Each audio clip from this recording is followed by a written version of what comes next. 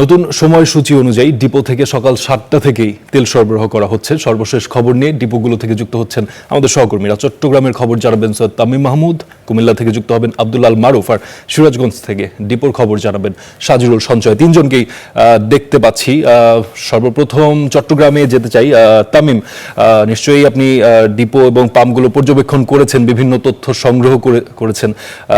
কোন তথ্যগুলো জানাতে চাইবেন আমাদেরকে তামিম? সকাল থেকে কিন্তু চট্টগ্রামের যে নতুন সময়সূচি ৭টা থেকে কিন্তু পাম্প যে ডিপোগুলো আছে ওখান থেকে কিন্তু পাম্পের যে লরিগুলো আছে সেগুলোকে তেল দেওয়া হচ্ছে। এবং আমি যে জায়গায় আছি এখানে পদ্মা, মেঘনা, যমুনা এবং ইস্টার্ন রিফাইনারি তিনটাই কিন্তু এই পাশাপাশি অবস্থান করছে। এবং সেই জায়গা থেকে কিন্তু আমরা সকাল থেকে দেখেছি পেট্রোল পাম্প এই ডিপোগুলো থেকে কিন্তু তাদের পর্যাপ্ত পরিমাণ তেল সরবরাহ করা হচ্ছে। মেঘনা পেট্রোলিয়াম সকাল থেকে এখন পর্যন্ত প্রায় ৫৪ লরি তারা সরবরাহ করেছে। এছাড়াও মেঘনাও পদ্মা সরবরাহ করেছে প্রায় ৪০টির মতো। এছাড়াও আমরা যমুনা থেকে কথা বলি, যমুনাতেও সরবরাহ করেছে প্রায় ৫০টির কাছাকাছি। তো এইভাবে কিন্তু প্রতিটা ডিপো থেকেই কিন্তু পর্যাপ্ত পরিমাণ তাদের তেল সরবরাহ করা হচ্ছে। এবং আমরা লরি চালকদের সাথে কথা বলেছি, তারা যেটি বলছেন তাদের যে চাহিদা সেই চাহিদা অনুযায়ী কিন্তু তাদেরকে পর্যাপ্ত পরিমাণ ডিজেল এবং অকটেন দেওয়া হচ্ছে। আমরা দেখেছিলাম কিছুদিন আগেও, গতকালও দেখেছি, তার আগেও দেখেছি আমরা তাদের পর্যাপ্ত পরিমাণে যে চাহিদার সাথে সাথে মিল রেখে অনেক সময় তেল দেওয়া সম্ভব হচ্ছিল, তবে ডিপোগুলো কিন্তু পর্যাপ্ত পরিমাণ তেল দিচ্ছিল। সেই ক্ষেত্রে একটি বিষয় জানিয়ে রাখি, ডিপোগুলো থেকে কিন্তু পাম্পগুলোকে তাদের চাহিদা মতো দেওয়া হচ্ছে একটি বিশেষ ব্যবস্থায়। মানে গত মাসে তারা কি পরিমাণ পাম্পগুলো তেল নিয়েছিল সেই অনুপাতেই কিন্তু প্রতিদিন হিসেব করে কিন্তু তাদেরকে তেল দেওয়া হচ্ছে।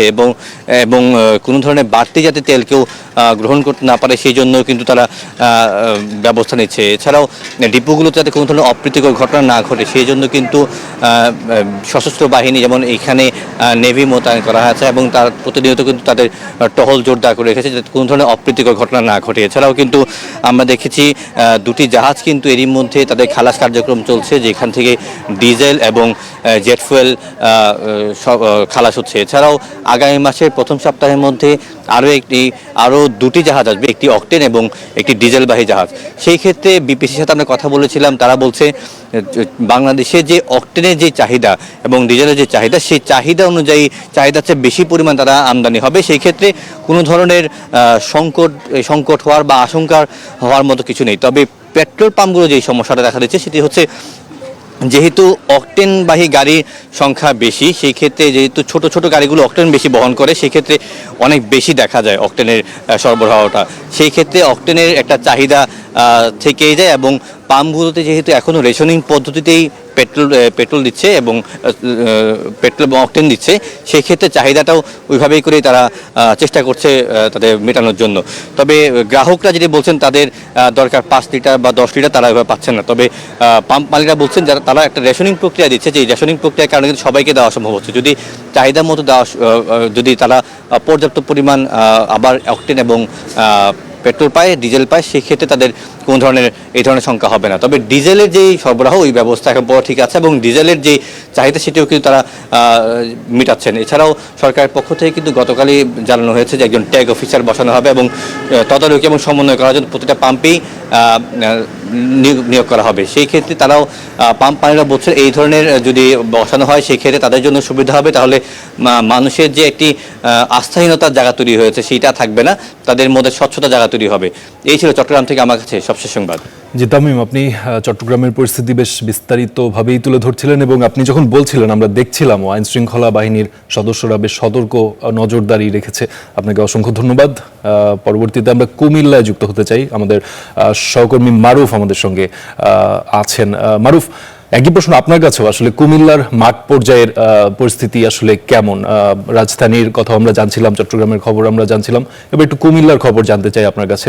ডিপোগুলো থেকে পাম্পে পর্যাপ্ত তেল সরবরাহ করা হচ্ছে কিনা, পাম্প মালিকরা কি বলছেন? কুমিল্লায় জ্বালানি তেলের যে সংকট, যে প্রভাব, সেটি সারা দেশের মতোই। তবে কুমিল্লা অঞ্চলের কুমিল্লা অঞ্চলের যে নিরাপত্তা, কুমিল্লা অঞ্চলের যে আইনশৃঙ্খলা বাহিনীর যে অবস্থান, সেটি একেবারে বলা চলে যে অন্য জেলা থেকে ভিন্ন। এর একটি বড় কারণ কুমিল্লা একটি সীমান্তবর্তী জেলা, এবং এই জেলায় কুমিল্লার মূলত এখানে রয়েছে তেলের ডিপো রয়েছে।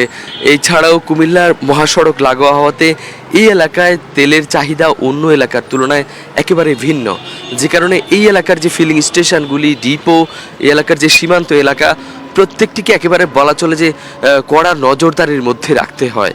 তো যে কারণে কুমিল্লার এই যে সংকটকালীন সময় যাচ্ছে, এই সময়ে কিন্তু কুমিল্লার একই অবস্থা। আমরা গতকালও দেখেছি কুমিল্লার যে ডিপো রয়েছে, তেলের ডিপো, পদ্মা অয়েলের যে তেলের ডিপোর মাধ্যমে চট্টগ্রাম থেকে তেল পাইপলাইনের মাধ্যমে ঢাকার নারায়ণগঞ্জের গোদনাইল পর্যন্ত পৌঁছায়। এই তেলের ডিপোতে আমরা দেখেছি সেনাবাহিনীর সদস্যরা নিয়োজিত আছে। আমরা দেখেছি যে তারা সাধারণ চালক এবং চালকের বাইরে চালকের সহযোগীকে পর্যন্ত ভেতরে যেতে দিচ্ছেন না। অর্থাৎ তেলের যে সুষম বন্টন, বিপণন যেন সঠিকভাবে হয়, এবং তেলের এই যে ডিপোগুলিতে যেন কোনো আইনশৃঙ্খলাজনিত কোনো সমস্যার সম্মুখীন না হয়, যে কারণে প্রত্যেকটি পুঙ্খানুপুঙ্খভাবে নিরাপত্তা দেওয়া হচ্ছে। তার সঙ্গে আমরা দেখেছি সীমান্ত এলাকায় বিজিবিকে আমরা দেখেছি, বিজিবি সীমান্ত এলাকার যে পরিবহনগুলি আছে সেগুলিকে ভালোভাবে পর্যবেক্ষণ করছে। তার সঙ্গে আমরা দেখেছি যে রপ্তানি পণ্যবাহী যে পরিবহনগুলি রয়েছে, সেই পরিবহনগুলিকেও আমরা দেখেছি প্রত্যেকটি পরিবহনের যে গ্যাসের সিলিন্ডার থেকে শুরু করে পণ্য পর্যন্ত প্রত্যেকটি জিনিস তারা কিন্তু পর্যবেক্ষণ করছেন। আমরা দেখেছি এছাড়াও কুমিল্লার যে ফিলিং স্টেশনগুলি আছে, মাঠ পর্যায়ে যদি বলি, সেই ফিলিং স্টেশনগুলিতে প্রত্যেকটিতেই ট্যাগ অফিসার নিয়োগ করা হয়েছে। তার সঙ্গে আমরা দেখেছি গতকালও একটি ফিলিং স্টেশনে 50,000 টাকা জরিমানা করা হয়েছে। বলা চলে যে প্রত্যেকটি অংশে যে বিশাল প্রস্তুতি প্রশাসনের, তেলের বাজার নিয়ন্ত্রণে তেলের সিন্ডিকেট যেন না তৈরি করতে পারে, সে কারণে সেটা কিন্তু তৈরি করা হচ্ছে। তবে একটি গুরুত্বপূর্ণ তথ্য আমরা যদি জানিয়ে রাখি, সরকারের যে 7টা থেকে বিকেল 3টা পর্যন্ত যে সময় বেঁধে দেওয়া হয়েছে, সেই সময়ের মধ্যে কিন্তু তেল বিক্রি হচ্ছে না। আমরা এই প্রত্যেকটি ফিলিং স্টেশন আমরা যতগুলিতেই ঘুরেছি, প্রত্যেকটিতে দেখেছি একই অবস্থা, এবং দেখেছি যে ফিলিং স্টেশনগুলিতে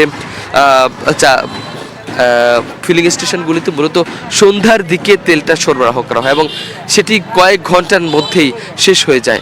আমরা যদি জানিয়ে রাখি, এই যে সরকারের যে 7টা থেকে 3টার মধ্যে তেল যে সরবরাহের একটি কথা বলা হচ্ছিল, সেই তেল সরবরাহের বিষয়টি কিন্তু একেবারেই চোখে পড়েনি আমাদের। বিশেষ করে আমরা দেখছি এই যে ফিলিং স্টেশন, সেটিতেও কিন্তু বন্ধ রয়েছে তেল সরবরাহ। ফাটিন, এই ছিল আমার কাছে কুমিল্লার তেল সরবরাহের সর্বশেষ। জি মারুফ, আপনাকে ধন্যবাদ আমাদের সঙ্গে যুক্ত হয়ে কুমিল্লার পরিস্থিতি সম্পর্কে জানানোর জন্য। এরপর যে আমরা যেতে চাই সিরাজগঞ্জে, সেখানে আমাদের সহকর্মী সঞ্চয় আমাদের সঙ্গে এই মুহূর্তে যুক্ত আছেন। সঞ্চয়, আমি যদি ভুল না করে থাকি, আপনি এই মুহূর্তে সম্ভবত সিরাজগঞ্জ সদরে অবস্থান করছেন। আমি গতকাল দেখছিলাম সিরাজগঞ্জের অন্যতম যেই পাম্প, কাজীপুর তেল পাম্প, সেখানে বেশ হট্টগোল এবং বিশাল বড় সেখানে লাইন, এবং আমি জানি না শেষ পর্যন্ত সবাই সেখান থেকে তেল পেয়েছেন কিনা। এবং সম্ভবত এই আসনের যিনি এমপি, তিনি বর্তমান বিদ্যুৎ ও জ্বালানি মন্ত্রী ইকবাল হাসান মাহমুদ টুকু, তিনি সশরীরেও আমরা দেখেছি বাঘাবাড়ি যে তেলের ডিপো, সেখানে তিনি ঝটিকা একটি সফরেও গিয়েছিলেন, তিনি নজরদারি করেছেন। সিরাজগঞ্জের পরিস্থিতি আসলে অন্য কোথাও যেই পরিস্থিতি আমরা সারা দেশে যে পরিস্থিতি দেখছি, সিরাজগঞ্জেও কি পরিস্থিতি একই নাকি কিছুটা ভিন্ন? আপনার কাছ থেকে বিস্তারিত জানতে চাই।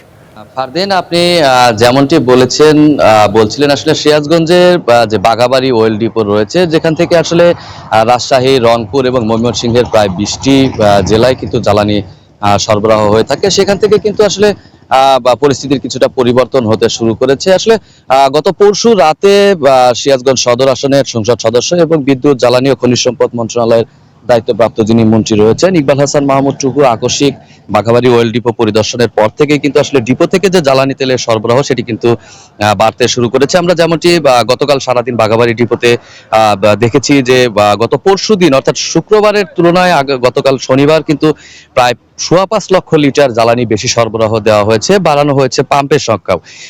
তারই ধারাবাহিকতায় আজকে অর্থাৎ আজ রবিবারও কিন্তু আরো 2টি পাম্পের সংখ্যা বৃদ্ধি করে আজকে কিন্তু আরো 3.25 লক্ষ লিটার জ্বালানি অতিরিক্ত দেওয়া হচ্ছে। অর্থাৎ আজকে সিরাজগঞ্জের বাঘাবাড়ি অয়েল ডিপোর যে 3টি সরবরাহকারী প্রতিষ্ঠান রয়েছে, পদ্মা, মেঘনা এবং যমুনা পেট্রোলিয়াম, তারা কিন্তু তিনটি যৌথভাবে আজকে প্রায় 26,96,500 লিটার জ্বালানি সরবরাহ দিয়েছেন এই তিনটি বিভাগের 287টি পেট্রোল পাম্পে। এর মধ্যে ডিজেল 21,27,000 লিটার, পেট্রোল 4,33,000 লিটার এবং অকটেন 1,36,000 লিটার কিন্তু সরবরাহ দেওয়া হয়েছে।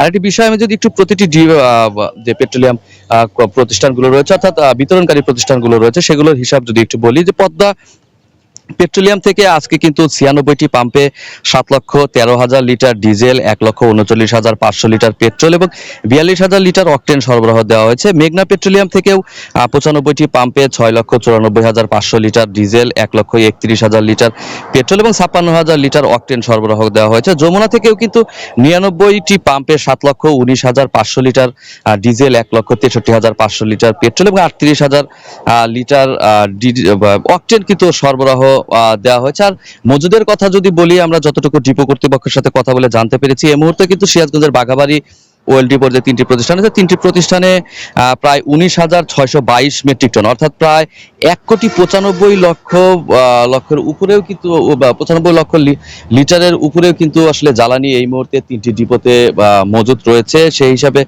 ডিপো হিসেবে যদি আমরা বলি এই মুহূর্তে কিন্তু ডিজেল মজুদ রয়েছে 18,050 মেট্রিক টন অর্থাৎ 1,80,50,000 লিটার, পেট্রোল রয়েছে 976.86 মেট্রিক টন অর্থাৎ 9,76,860 লিটার, অকটেন মজুদ রয়েছে 559 মেট্রিক টন অর্থাৎ 5,59,110 লিটার কিন্তু অকটেন এই মুহূর্তে মজুদ রয়েছে। তো আমরা আসলে ডিপো থেকে অবস্থার কিছুটা পরিবর্তন হলেও অর্থাৎ সরবরাহ কিছুটা বৃদ্ধি করা হলেও কিন্তু পাম্পগুলোতে আমরা আসলে যে পরিবর্তন সেটি কিন্তু এখনো লক্ষ্য করা যাচ্ছে না। অর্থাৎ পাম্পগুলোতে যে অবস্থা দেখা যাচ্ছে, জ্বালানি তেল ডিপো থেকে সংগ্রহ করে পাম্পে নিয়ে আসার পরপরই কিন্তু আসলে 2 থেকে 3 ঘন্টার মধ্যে কিন্তু এই জ্বালানি শেষ হয়ে যাচ্ছে। কারণ পাম্পে জ্বালানি পৌঁছার আগে থেকেই কিন্তু বিশেষ করে বাইকার যারা রয়েছে তারা কিন্তু বিপুল পরিমাণ মানুষের উপস্থিত সেখানে লক্ষ্য করেছে। আপনি যেটি বলেছিলেন সিরাজগঞ্জ পৌর এলাকার কাজীপুর যে পাম্পের কথা, সেটি কিন্তু গতকাল আসলে কিছুটা যে ভিড় সেটি কিন্তু আসলে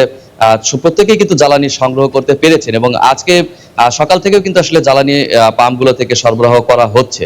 তো এই ছিল আমার কাছে সিরাজগঞ্জ থেকে জ্বালানি সরবরাহের সর্বশেষ খবর। ফারদিন। সঞ্জয়, আপনাকে ধন্যবাদ সিরাজগঞ্জ থেকে যুক্ত হয়ে সেখানকার পরিস্থিতি সম্পর্কে আমাদের জানানোর জন্য।